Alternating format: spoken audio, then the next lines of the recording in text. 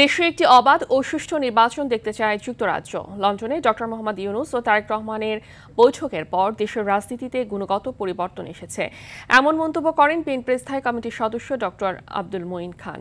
সকালে গুলশানের দলীয় চেয়ারপারসনের রাজনৈতিক কার্যালয়ে বাংলাদেশে নিযুক্ত যুক্তরাজ্যের হাই কমিশনার সারা কুকের সাথে বৈঠক শেষে তিনি এসব কথা বলেন। বৈঠকে নেতৃত্ব দেন বিএনপি মহাসচিব মির্জা ফখরুল ইসলাম আলমগীর। এ সময় আরও উপস্থিত ছিলেন বিএনপির সাংগঠনিক সম্পাদক শ্যামা ওবায়েদ। বৈঠকে ব্রিটিশ হাই কমিশনারের সঙ্গে দেশের বর্তমান পরিস্থিতি, শিক্ষা, স্বাস্থ্য, ব্যবসা বাণিজ্যের প্রসার ও সম্পর্ক উন্নয়ন নিয়ে আলোচনা হয়।